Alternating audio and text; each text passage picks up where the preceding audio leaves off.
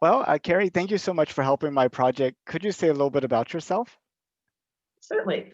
My name is Carrie Christensen, and I have been a publisher for a science, technical, and medical company called Elsevier, and I work alongside the aerospace industry, the academic side of things. And over the course of the last 14 years of said career, my fledgling interest in space has grown exponentially to the point that I'm disappointed I was not born to see the first moon launch, and to the extent that, as we can now share, I'm now involved in the Space Heroes program. So my background is on the academic side of things, but I've definitely developed into a hardcore space nerd, and I'm happy to wear that crown.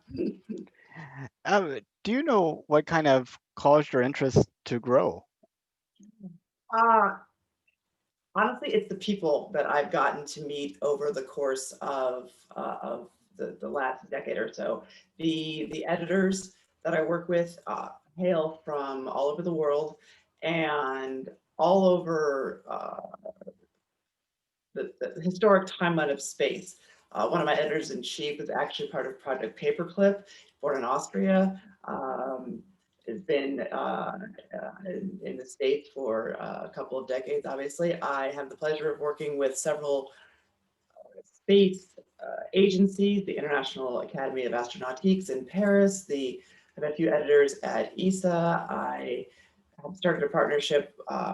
When I say I'm speaking on behalf of my company. I don't represent my company, but that's where these connections come from. So I'm also now working with the International Advancement for Space Safety, and just the the people that I've met and their generosity with knowledge. And as I mentioned, I'm an English major, so the fact that I have been allowed to audit classes at the Naval Postgraduate School, I've been to the International Space University, I've got to play in Building 9 at JSC. The thing, it's just the whole thing is just so exciting and invigorating, but it's really because the people that I have met are just so passionate and enthusiastic that it's hard not to be infected. And plus, it's outer space. It's rocket ships. It's just, I think I'd be surprised if anyone said even deep down there's not an itty bitty part of their core that would just want to be in outer space. But maybe I've just been a little insulated in the people I've been around with. Yeah, I think either they're not aware of it or they're really interested and don't feel like they could participate. Those seem to be the major drivers for negative feelings. It probably took a couple of years for me to stop with the I'm not an engineer, because you don't have to be an engineer. There's so many aspects, and I think the reflection of sort of the better parts of humanity is what drives the success in space. I mean, obviously, I know there was the space race and things like that, but there definitely seems to be a much more collaborative. There's obviously competition driving some of the development, but it seems to be, from my seat in the peanut gallery, it seems to be friendly competition, and I think we'll all benefit, from the what we're currently witnessing, the billionaires trying to outdo each other. It seems to me that it will benefit all of us. But Well, especially if it lowers costs. I mean, yeah, we sit here and watch space. I remember 10 years ago when it was at a conference, say the International Aeronautical Congress, when Virgin was going to have a booth, and it was this huge. It would take over half of the exhibits hall, and it would be this huge, and Sir Richard was the only game in town. And now, flash forward 10 years or so, you have the same conference, and there's Elon on that side and Richard on this side, and like I said, it has the appearance of being a friendly competition. So as long as they're going to and like the the benefactors we met today, if the billionaires can fund it for the rest of us, I will gladly support them in whatever way I can. That's not financial. It's pretty pretty awesome. But so we were talking before. You said that you knew that we're planning to send astronauts to the moon by 2024. How did you find out? Do you remember? Um, Specifically, no. I just, again, the editors and authors of the aerospace engineering portfolio of academic journals that I care for in my real job, the job that pays the bills. It's been under discussion. It's, some of them are actively involved in it. It's just always been sort of a growing topic at some of so we say the cocktail reception at the opening reception of a conference. So it's sort of buzz that I've been hearing just from the circles that my job has me travel in. So, but a specific place, I know I don't recall. Would it surprise you that most of the non-space people that I interviewed don't know we're going to the moon in 2024?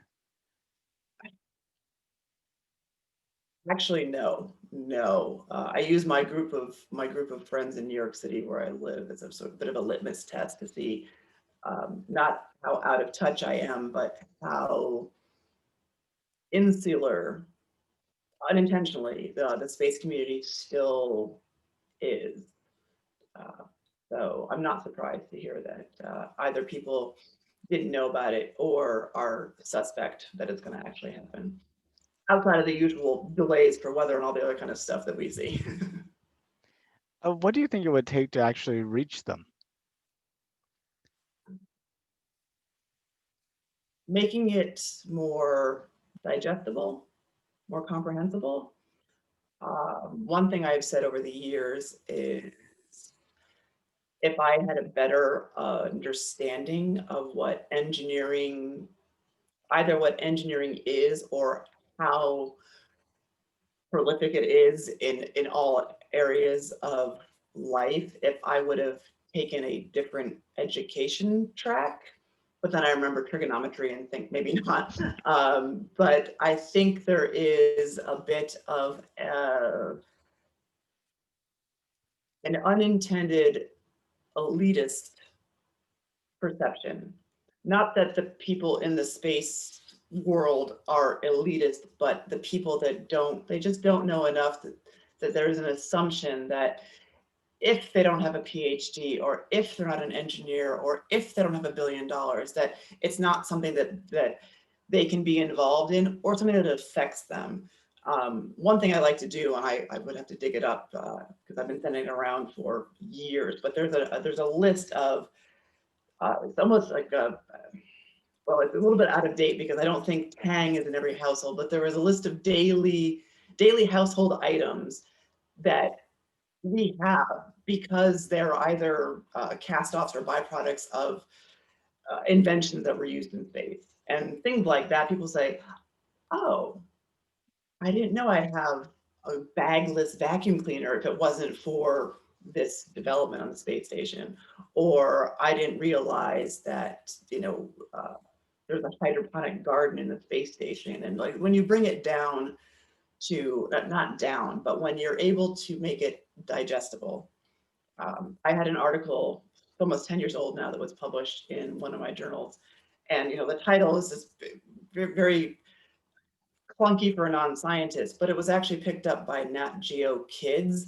Hmm. And by the time it went through the sort of engineer to human translator, if you will, it was a whole thing about space veggies. And so kids in classrooms were trying to grow hydroponic vegetables to emulate what's going on in the space station. And that made it relatable. I think that's the biggest barrier, is making it relatable or digestible, which maybe it's because I'm hungry right now. It's the word I keep going back to. I think that is what the biggest barrier I can think of. And what do you think about us going back to the moon? You think it's a good thing, bad thing, wrong timing? I think it's a good thing. Timing, the answer to the timing might have been different if we'd had this conversation before March of 2020, because the Yes. timing for everything this year either seems to take 10 times as long, or seems to have happened without me recognizing, and making a plan is completely impossible. So I'm not trying to dodge your timing question, but I could see how the timing could be impacted. Um, and I don't want to get mired down in budget conversations and things like that, but I think it is a good thing. I think there are lessons that can be learned or expanded upon. I don't think it is as iterative as people think. I don't think it would be wasteful. We've been there, done that, yes, but we can do it so differently now. I mean, I just, when SpaceX was able to come back and we, things used to fall from the sky and land in the ocean, and I think we went and cleaned them up. I'm not sure. And now the fact that they can, robotically computer, they can, re-land themselves. I, yes, we're returning to the moon, but I don't think it is a duplicate trip. So I think it is very beneficial, and be interested to see what we learn. And doing things differently and betterly, more efficiently, more safely, all good things. Yeah, I mean, we've done hardly any space mining or development or, any significant research on the surface of the moon, directly geology wise. So Yeah, the first time was we got there, and that was an amazing accomplishment. And I believe the goals this time are to get there and do things. So yes, and to keep doing things and to yeah, do things yeah, that make other more, things easier. yes, more than planting a flag, which again, very impressive. But And that's a curious thing, because whenever they talk about the goals, the first thing that makes the soundbite is to land the first woman and the next man, which I think is an important achievement to do. But if that's the only reason that people understand, I don't know how you get sustained popular support past the first mission. no, I agree. It has to be a little more ambitious. Yeah. Those are good. Those are good goals to have, but that should be on the list much longer. So if it was safe and affordable, would you go to space? Oh yeah, mental heartbeat. Like to Like, orbit or to the moon or you immigrate to Mars? yep. Yep. The Mars thing, have to check with the family, but otherwise, yes. Well, that's awesome. I really appreciate your time. Did you have anything that you wanted to add that we didn't talk about? Not that I can think of. I as you as well. I'm still smiling. I've space heroes on the brain right now, so I don't want to derail your interview, which you warned me are not edited, by talking about the amazing meeting we just had.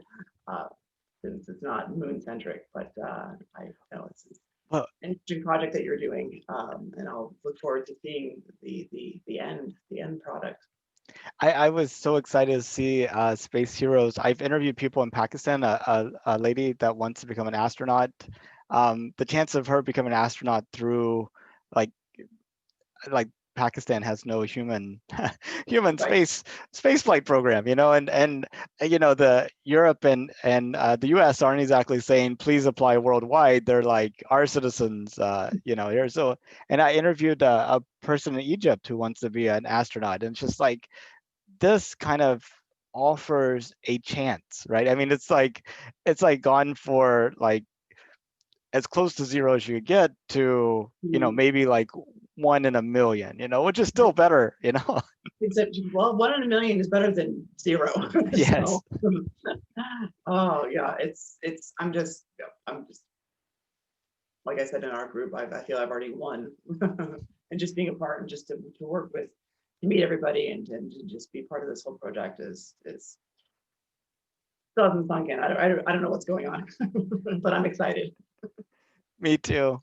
Well, you have a good rest of your day, and I look forward to working together over the next several years. Yes, me too. It was lovely to meet you now twice in one day. And yeah, I'll be curious to see if the rooms indicate how we're grouped together. But obviously, if there's 400 of us and there's 10 in the room, it'll be it's different. But I'm just waiting for those January emails to find out what's next. Me too.